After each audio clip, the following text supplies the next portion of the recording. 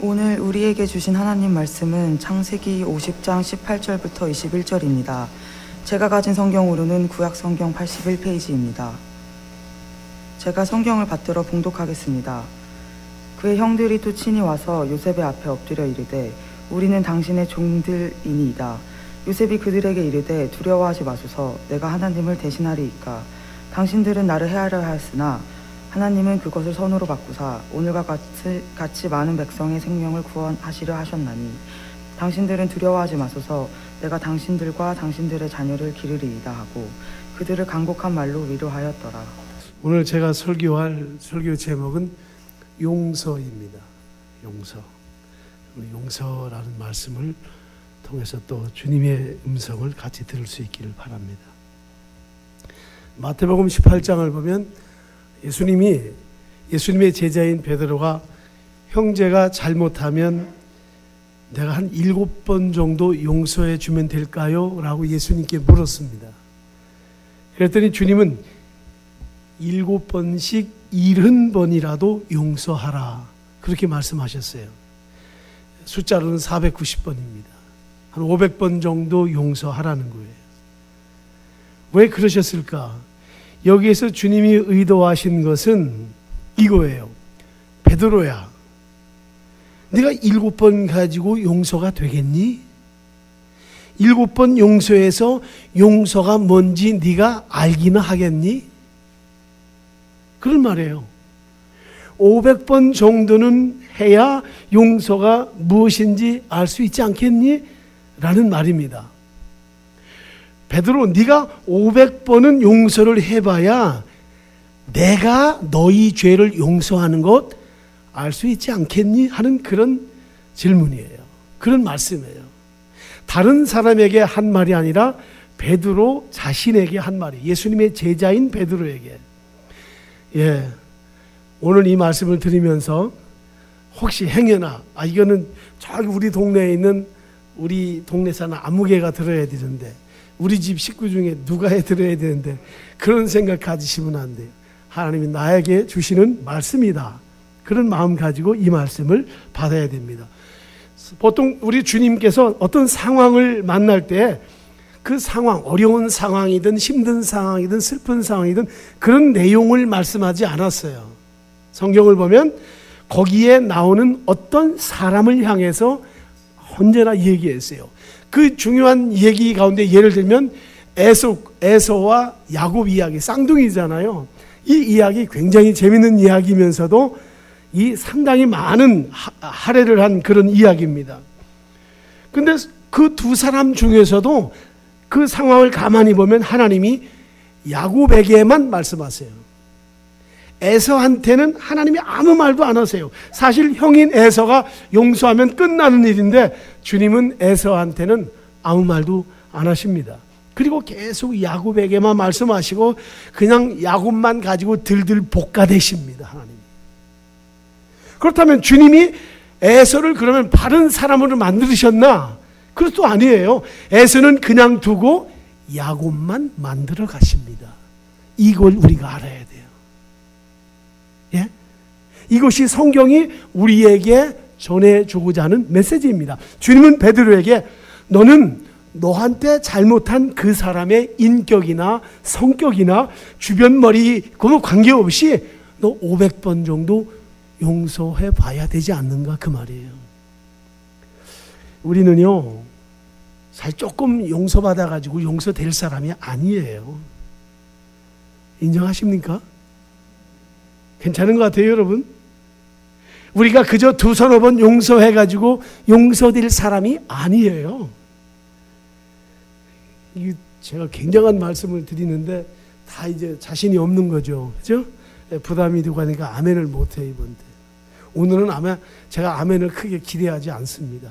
용서라는 말이 어려운 말이에요. 그러니까 어렵기 때문에 여러분들도 좀 이런 무거운 마음으로 들을 수 있지만은 굉장히 중요한 말씀입니다. 이 말씀이. 그래도 그렇게 답답하게 듣지 마시고 마음 편하게 들으세요. 제가 설교 이렇게 힘든 것 같지만요. 사실은 오늘 우리가 베드로 덕분에 좋은 설교를 듣게 된 거예요. 그래서 490번을 용서받은 후에 어떻게 하셨는가? 성경을 고단 마태복음 18장을 그 이유를 보면은 주님이 천국의 비유를 말씀하시면서 천국은 종들과 결산하는 어떤 임금과 같다 그랬어요. 결산한다 그래요. 그 결산이 뭔가 하면 용서입니다. 주님은 베드로에게 용서하는 심령이, 용서하는 사람이 천국이라고 하셨어요. 예수님의 비유 중에 1만 달란트의 빚을 지은 사람이 있었어요. 근데 이 사람이 갚을 수가 없습니다. 갚을 수가 없어요. 그랬더니 예수님이 그 비유 중에 뭐라고 하시는가 하면은, 아이 됐다 그래 네가 알아서 해라. 그렇게 했습니까? 성경 마태복음 18장 25절을 보면은 너도 팔아라. 네 아내도 팔고 네 자식도 팔고 그 다음에 나한테 다 갚아라. 근데 못하는 거예요. 팔아도 못하는 거예요. 이건 무엇을 말합니까? 주님의 의로우심을 말하는 거예요. 하나님의 의는요, 이 지구 존에 75억의 인구가 한꺼번에 재물을 다 자기를 죽여서 재물을 드려도 그 의는 채울 수가 없는 거예요. 인간의 노력으로는 아니란 말이에요. 이 말씀이 바로 그거예요. 죄를 지으면 주님은 절대로 그냥 넘어가시는 분이 아니다 그 말이에요. 십자가의 피 위에는 죄의 용서가 없다는 거 우리가 분명히 믿죠. 근데 오늘의 교회가 쉽게 넘어가는 것이 이거예요. 교회가 사랑만 말하면 사랑, 다 사랑만 말. 대부분 인간은 사랑에 속습니다. 사랑에 속아요. 그래서 사랑하자 사랑. 그리고 교회도 요즘은 사랑만 부르짖어요. 교회가 사랑 없다. 교회가 사랑이 없는 것이 아니라 의가 없는 거예요. 죄 지은 자가 회개하고 예수 믿어야 되는데 그냥 믿기만 하고 왔다 가는 거예요. 회개는 한 경험이 없는 거예요. 어때요? 여러분들 통에 자복하면서 정말 세리가 하나님 앞에 나와서 고개도 못 들고 가슴을 치면서 나는 죄인입니다 하는 그런 회개를 한 적이 우리가 언제인가요? 그냥 나는 이 정도면 되겠지 늘 이런 생각 아니에요? 성경의 회개를 쉽게 편안한 가운데 한 사람은 없습니다. 왜냐하면 인간은 죄의 근성을 가지고 있기 때문에요. 뭔가 잘 되고 행복할 때는 회개 안 합니다. 절대로 회개가 불가능해요. 언제? 실패할 때, 어느 질병이 있을 때, 어느 일이 안 될 때, 그때 회개가 나. 이건 누구나 마찬가지예요.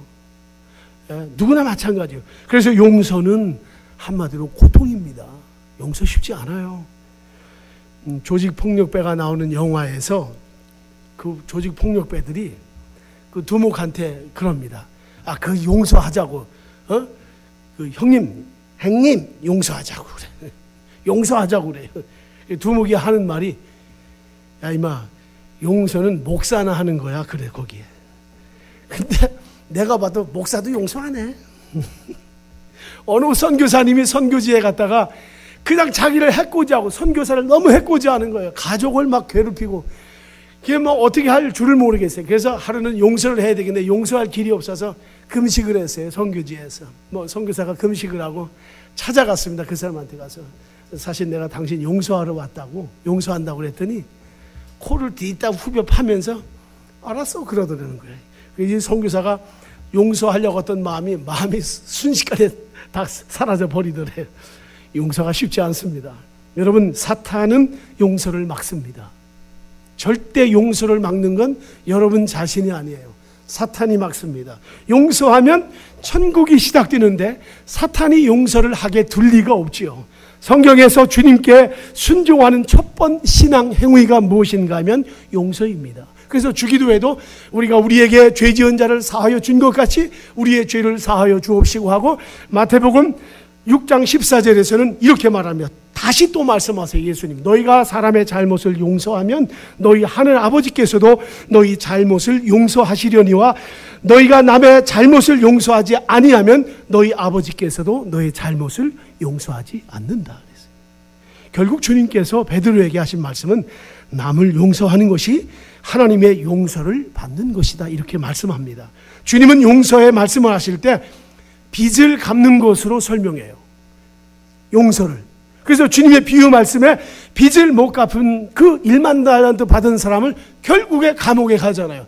자기는 10,000달란트를 용서받았으면서 자기한테 100달러를, 말하자면 12억, 오늘날 이 시대 돈을 환산하면 12억이라는 돈을 용서받았는데 불과 10만 원 자기한테 빚졌다고 그 사람을 다 감옥에 집어넣으니까 임금이 노발대발하는 거예요. 내가 너한테 큰 것도 용서해 줬는데 너 그 작은 건 네 친구 동료가 너한테 잘못한 거 그거 하나도 용서해 주지 못하느냐.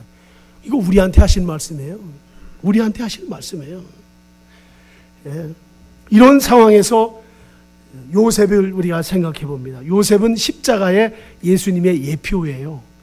십자가 지실 주님을 미리 보여준 사람이 바로 요셉입니다. 형제들에게 잘못한 것도 없잖아요. 그런데 미움을 받습니다.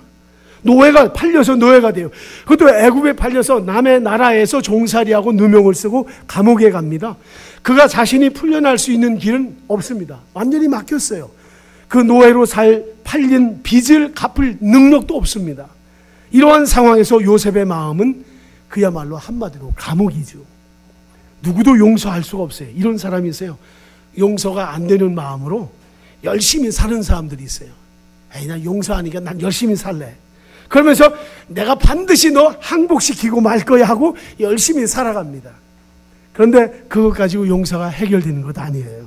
여러분, 용서 없는 자의 인생은요, 가는 곳마다 자꾸 저주가 생겨요. 용서할 수 없는 사람만 계속 만나는 거예요.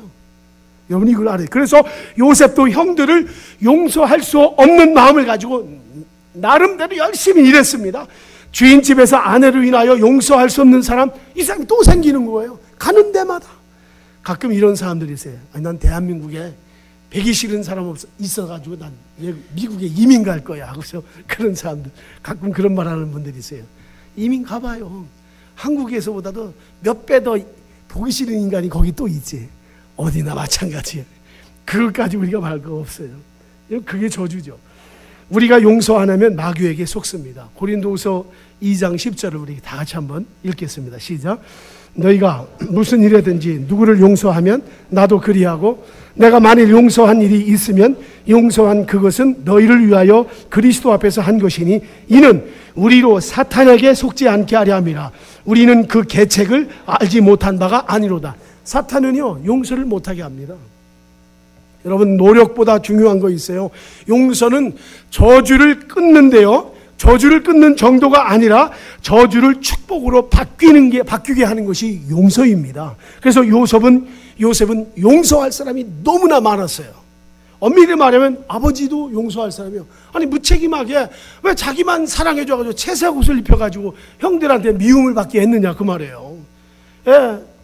또 형들은 어떻게 합니까?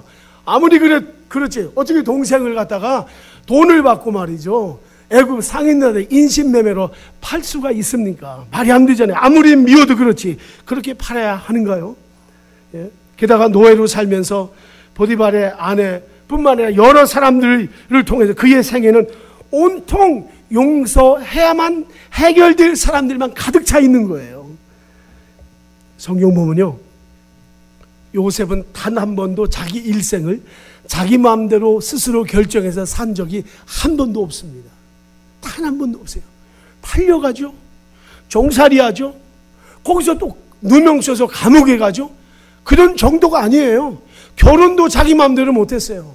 바로 왕이 시켜주는 대로 결혼했어요. 그러니까 자기 일생에 한 번도 자기가 사랑하지 않는 사람에 의해서 자기 일생이 결정되는 걸 봅니다. 이 비극이고 저주죠. 그런데 보세요, 여러분. 놀라운 것이 있어요. 오늘 제 설교의 하이라이트예요. 미리 말해주네, 이거. 끝나고 말해야 되는데. 하나님이 요셉에게 약속하신 엄청난 약속들이요, 요셉이 전혀 사랑하지 않는 사람들을 통해서, 말하자면 원수 같은 사람들을 통해서 요셉의 일생이 결정되고 그 엄청난 일들이 성취된다는 사실입니다. 아멘. 아멘은 왜 해야 되는지도 잘 모르는 것 같아요. 내가 가장 미워하고 내가 용서할 수 없는 사람들을 통해서 오히려 가장 멋있고 가장 아름답게 내 인생이 성취된다는 그 뜻이에요. 아멘. 진짜 이렇게 예수 믿어야 돼요, 우리가. 그럴듯해서 아니에요. 신앙은 그럴듯해서는 안 돼요. 폼만 가지고는 안 돼요. 반드시 고난과 환란이 있는데 그 환란과 고난을 겪게 하는 그런 사람들을 통해, 내 원수 같은 사람들을 통해서 하나님의 백성의 삶이 성취되고 인도된다는 거예요. 그렇다면 어떻게 저주가 바뀌어서 복이 되는가? 딱 한 가지예요. 용서 때문입니다. 이 용서가 바로 복이고 이 용서가 부활입니다. 부활이 없으면 용서 없어요. 용서 없으면 부활 없습니다. 예수님이 부활하신 다음에 제자들에게 나타나셨어요. 요한복음 20장 22절에 보면 이 말씀을 하시고 저희를 향하여 숨을 내쉬며 가라사대 성령을 받으라 그랬어요. 예수님이 숨을 내쉰 적이 딱 두 번 있어요. 성경에 하나님이 숨을 내쉰 적. 첫째는 인간을 창조할 때 흙으로 사람을 만드시고 그 코에 생기를 불어넣으셨다. 호흡을 그 속에 집어넣었어요. 그리고 또 한 번은 그랬더니 사람이 됐고, 두 번째는 예수님이 부활하신 다음에 제자들 앞에서 숨을 내쉬면서 성령을 받으라 이렇게 말씀하셨습니다. 이것은 새 창조를 말합니다. 우리는 성령을 말할 때 항상 뭐 어떤 방언이나 예언이나 어떤 계시 같은 걸 말하지만 그런 은사는요, 늘 말씀드리지만 은사가 복음의 본질은 아니에요. 그런 은사가 아무리 많이 있어도 그건 복음의 본질이 아닙니다. 그건 제가 가끔 왕왕 말씀드리지만 일식집의 스키다시예요. 스키다시는 아무리 많이 먹어도 그거 가지고 음식 먹은 건 아니에요. 뭘 먹어야 돼요? 회를 먹어야 돼. 그 좋은 회가 나오는 그걸 먹어야 돼. 그건 하나도 안 먹고 스키다시만 잔뜩 먹으면 안 돼. 은사는 바로 스키다시 같아요. 은사는 없어도 돼요. 은사는 어떤 사람에게는 평생 동안 은사가 뭔지도 모르고 지나갈 수 있어요. 은사가 중요한 것이 아니라 성령이 중요합니다. 너희가 은사를 받으라 이런 말은 성경에 없어요. 성령을 받으라 그랬어요. 왜? 성령이 와야 사명을 느끼고, 그 사명이 무엇이냐? 오늘 말씀에는 용서라는 거예요. 무슨 성령 받아 큰 무슨 일을 할 것 같아요? 어마어마한 무슨 일을 할 것 같아요? 아니에요. 성령이 임하면 너희가 권능을 받아요. 그 권능을 받아가지고 하는 일이 뭐예요? 죄 용서하게 하는, 사람을 용서하는 그 사역에 쓰시기 위함이라. 그래서 숨을 내쉬면서 성령을 받으라고 하신 거예요. 그리고 하신 말씀이 뭐예요? 바로 요한복음 20장 23절에서 한번 다 같이 읽습니다. 너희가 누구의 죄든지 사하면 사하여질 것이요 누구의 죄든지 그대로 두면 그대로 있으리라 하시니라. 성령을 주신 이유는요, 사명을 주신 건데요, 성령이 주시는 사명이 바로 용서의 권세입니다. 여러분, 다른 권세 없어도 돼요. 하나님의 자녀된 권세는요, 용서하는 권세입니다. 용서하는 것, 이것이 성도가 받을 영적 권세입니다. 어떤 사람은 집안에 죄가 많을 수 있어요. 십계명을 보면 죄 지은 것은 3, 4대까지 간다 그랬어요. 3, 4대. 특히 우상 숭배한 거에 대해서는 하나님이 3, 4대까지 간다. 뭐 그런 정도가 아니에요. 우리 예수님 뭐라고 하셨어요? 주님은 뭐라고 해요? 죄를 지었냐? 죄를 지었으면 그 죄를 갚지 못하면 너도 팔고 아내도 팔고 내 자식까지 팔으라고 마태복음 18장 25절에서 예수님이 말씀하세요. 무슨 말입니까? 죄는 인간이 아무리 노력을 해도 안 된다는 거예요. 죄 문제 가지고 하나님 앞에서 자랑하면 안 된다 그 말이에요. 하나님 앞에 그만큼 용서가 얼마나 무서운가를, 죄가 무서운가를 보여주는 거죠. 다시 말하면 하나님은 다른 것은 몰라도 죄는 그냥 넘어가시는 법이 없다는 거예요. 그렇기 때문에 예수님이 골고다 십자가에서 피를 흘려서 죽으셨잖아요.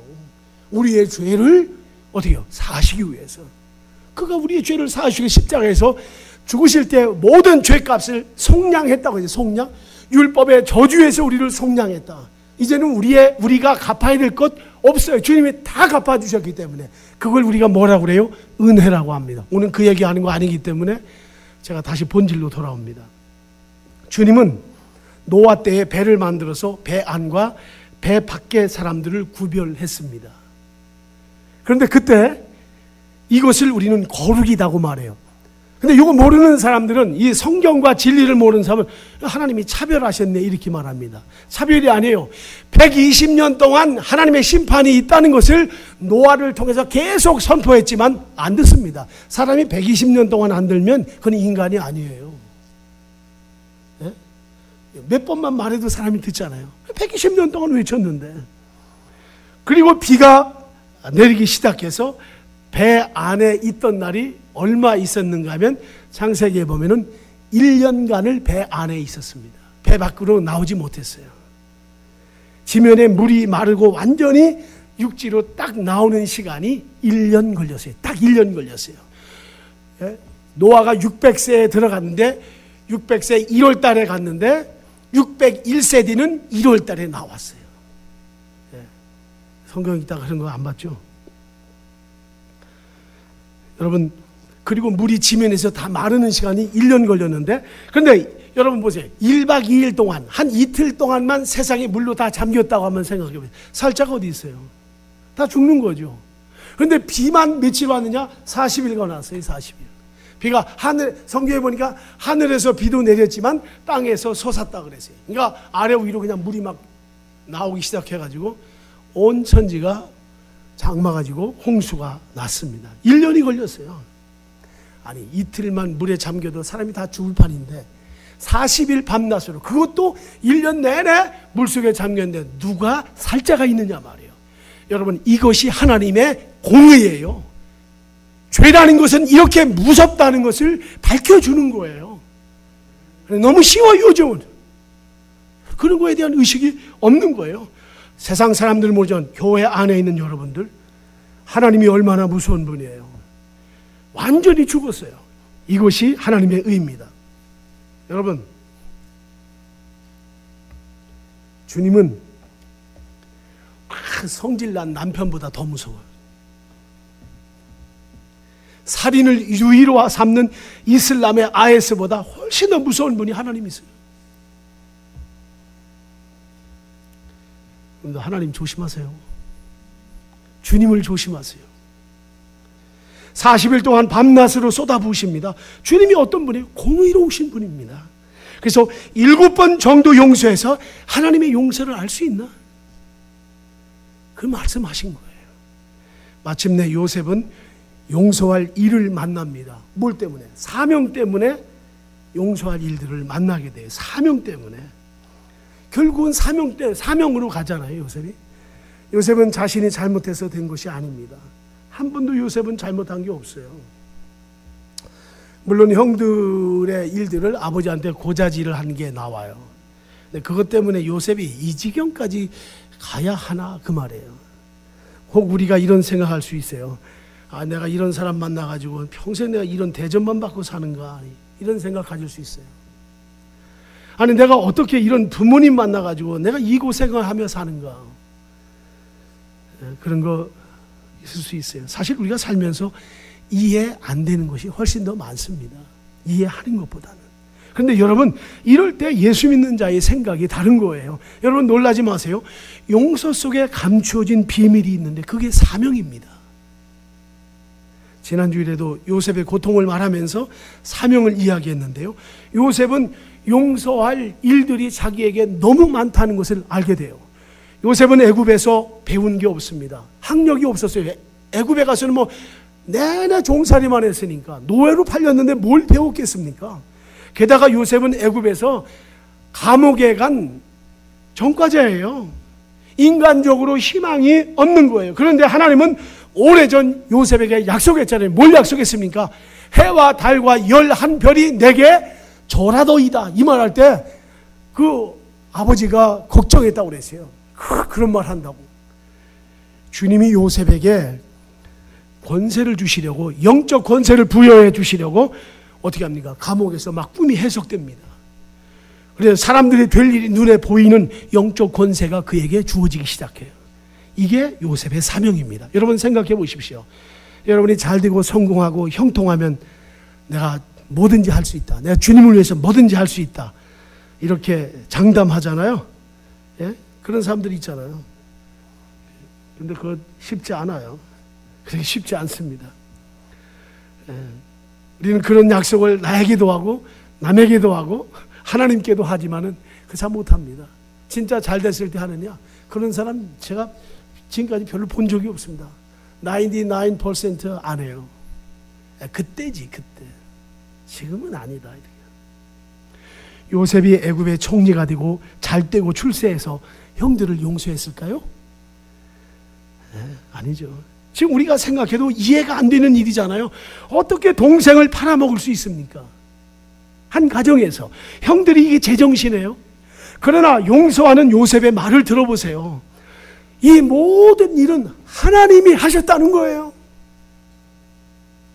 요셉이 감옥에 있으면서 형들을 용서하고 보디발과 그의 아내를 용서하면서 깨달은 것이 있어요. 그것이 뭔가 하면 하나님의 주권이에요. 아, 이건 하나님이 하신 일이구나. 이건 내가 보복할 일이 아니고 내가 원망할 일이 아니라 아하, 이거 하나님이 배후에서 하신 일이구나. 그래서 창세기 50장 20절에 이런 말씀이 있잖아요. 같이 한번 읽어보겠습니다. 시작. 당신들은 나를 해하려 하였으나 하나님은 그것을 선으로 바꾸사 오늘과 같이 많은 백성의 생명을 구원하게 하시려 하셨나니 당신들은 두려워 마소서. 내가 당신들과 당신들의 자녀를 기르리이다 하고 그들을 간곡한 말로 위로하였더라. 예, 아무리 형들이 나빠도요. 그렇지. 어떻게 날 팔아먹을 수가 있어? 잘 됐어. 이제 뭐 아버지도 돌아가셨으니까 원한을 갚아야지. 이 인간들. 요셉이 그랬을까요? 아니죠. 아, 이거 주님이 하신 거였구나. 주님이 하신. 한번 더 합시다. 아, 이것은 주님이 하셨구나. 그렇게 믿음으로 받으시기를 바랍니다. 누구 우리가 원망하겠어요? 원망하려면 끝이 없죠. 원망해서 해결되는 일은 세상에 하나도 없습니다. 아, 하나님이 배후에서 이렇게 준비하셨구나. 내 가정을 이렇게 준비하시고 이렇게 인도하셨구나. 내 삶을 하나님이 이렇게 준비하셨구나. 인간적으로 생각하면 어렵지만은 아, 하나님이 이렇게 하셨구나.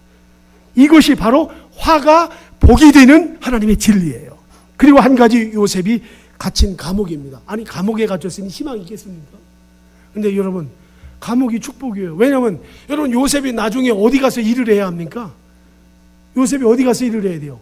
애굽의 왕궁에서 일을 해야 되잖아요. 근데 왕궁에 교육을 받은 적이 없는데, 근데 그 감옥이 무슨 감옥입니까? 왕실의 감옥이에요. 그러니까 왕실에 장관들만 들어와요. 술 맡은 장관, 똥 맡은 장관, 이런 장관들만 들어오니까 저절로 왕실의 교육이 거기서 이루어지고 있다는 사실. 여러분, 때로는 하루 종일 아니면 1년 내내 남을 원망하며 살아가야 할 때도 있습니다. 그렇지만 그런 환경에서도 하나님은 미래를 준비시키는 분이심을 언제나 기대하시기 바랍니다. 요셉을 그렇게 인도하신 하나님이에요. 요셉은 그때 몰랐어요. 근데 후에 아는 거죠. 저도 감사할 것이 많은 사람입니다. 제가 지금 감사하며 살 수 있는 것, 뭐 한마디로 말한다면 마치 실패와 같은 감옥에서 하나님이 나를 준비하신 거예요. 내 고난의 여정 속에서 하나님이 준비하신 것이다. 그래서 오늘 이 설교 준비하면서 제가 그랬어요. 아, 이 설교의 가장 큰 수혜자는 설교하는 나구나. 내가 그걸 알았어요. 나는 우리 부교역자들과도 늘 그런 얘기를 합니다. 개인적으로도 그런 얘기하지만은 언제나 힘든 쪽을 택하라. 목회자는 하나님의 종이 쉽고 편하고 대접받는 쪽을 택하면 힘을 잃고 만다. 그런 말을 해요. 제가 그런 얘기를 합니다. 언제나 어려운 쪽에 택하라. 땀 흘리고 수고하고 정말 어떻게 해야 될 줄 모르는 바로 그런 일을 택해서 하는 게, 그걸 선택할 줄 아는 그런 지혜를 가지라 그랬어요. 이젠 여러분의 차례입니다. 여러분, 남에게 말 못할 고통과 나에게 이해할 수 없는 실패와 불행이 있다면 거기에 하나님의 계획이 숨어 있어요. 숨어 있습니다. 그리고 그 숨어 있는 것이 사명이고 그 사명이 용서라는 것을 잊지 마시기 바랍니다. 다윗은 아들에게 배신당했어요. 다윗이 아들 압살롬에게 배신을 당해가지고 아버지가 팔아먹습니다. 아들이 아버지를 팔아먹어요. 쫓겨납니다. 왕궁에서. 신발도 못 신고 맨발로 도망가야 됐어요. 그런 지경에 이르렀어요. 가장 사랑하는 아들이에요. 근데 압살롬이 어떻게 합니까? 왕권을 찬탈하고 다윗이 도망을 가는데 다윗이 시편 105편에서 우리가 보았듯이 다윗은 요셉의 하나님을 알았어요. 하나님이 요셉을 인도한 것을 다윗이 공부했어요. 알았습니다. 그 말씀을 알고, 그래서 요셉과 다윗을 보면은 다윗도 요셉만큼 고생 안 한 거 아닌데 다윗은 빨리빨리 해결돼요. 왜? 누구 때문에? 요셉 때문에. 그거 보니까 알아요. 이렇게 하면 되는구나. 그걸 다윗이 아니까 다윗이 시편 23편 1절에서 한마디로 끝내잖아요. 여호와는 나의 목자시니 내게 부족함이 없으리로다. 무슨 이유가 있어요? 하나님이 내 목자이신데 그가 나를 책임져서 인도하시는데 내게 부족함이 뭐가 있어요? 그게 다윗의 고백이에요. 예, 조금도 흔들리지 않습니다. 근데 다윗이 쫓겨가다가 도망가다가 시므이라는 사람이, 이게 사울 왕가의 사람이에요. 뭐라고 하냐면은 저 자식에게도 쫓겨나는 저 왕, 저건 무슨 소용이 있나 막 욕을 하는 거예요. 그랬더니 다윗과 함께 했던 신하들이 뭐라면 가서 저놈을 저거 죽여버릴까요? 그랬어요. 예? 시므이를 저거 죽여버릴까요? 그랬더니 그때 다윗이 뭐라고 했는지 사무엘상 16장 11절을 한번 같이 보겠습니다. 같이 읽습니다. 시작. 또 다윗이 아비새와 신하들에게 이르되 내 몸에서 난 아들도 내 생명을 해하려 하거든 하물며 이 베냐민 사람이랴 여호와께서 그에게 명령하신 것이 그가 저주하게 버리더라. 하나님이 다 저주도 하나님이 하게 했다는 거예요. 주여, 우리 모두가 이런 신앙의 자리까지 올라갈 수 있기를 축원합니다. 반 동동 구르고 우리가 그게 아니라 이런 자리에 가도 하나님을 찬송할 수 있는, 태산을 넘어 험국에 가도 빛 가운데로 걸어가면 주께서 항상 지키시기로 약속한 말씀 변치 않네. 하나님의 영광을 찬양하는 거죠. 이게 우리 그리스도인의 삶이에요. 다윗은 용서하고 통과하라고 했어요. 그거 신경 쓰지 말아라. 야, 내 아들도 나를 죽이려 했는데 저놈이야. 근데 알고 봤더니 저거 하나님이 시킨 일이야. 그러니까 군소리 말고 그냥 가자. 그렇게 말한 겁니다. 그리고 어떻게 합니까? 하나님의 주권 속으로 쑥 들어가 버리고 말아요. 하나님의 주권 속으로. 여러분, 지금까지 우리가 모든 일을 용서했다면 오늘부터는 사명을 품고 눈물이 나더라도 사명을 따라 사는 자들이 되기를 바랍니다. 위로만 받으려고 하지 마세요. 이제 언제까지 위로만 받겠어요? 위로만 받으려 하지 말고 사명 따라 살기 바랍니다. 그래서 사명은 주님의 주권을 인정하는 자 속에 있어요. 나중에 형들이 요셉이 총리가 된 것을 보고 무서워 벌벌 떨면서, 아니 제가 어떻게 총리가 된 거야? 자기들끼리 제가 어떻게 총리가 된 거야? 예? 어떻게 제가 총리가 됐지? 이 말은 이거와 똑같아요. 아니 우리가 십자가에 못 박은 저 저주받은 예수가 어떻게 3일 만에 또 살아난 거야? 이 말과 비슷한 말. 이해되십니까? 형들이 나를 팔고 나를 헤아려 했지만 여기까지는 이성의 생각이에요. 요셉의 이성적인 생각이에요. 형들이 나를 팔고 나를 헤아려 했다. 그것도 요셉이 알고 있습니다. 그건 이성적인 요셉의 생각이에요.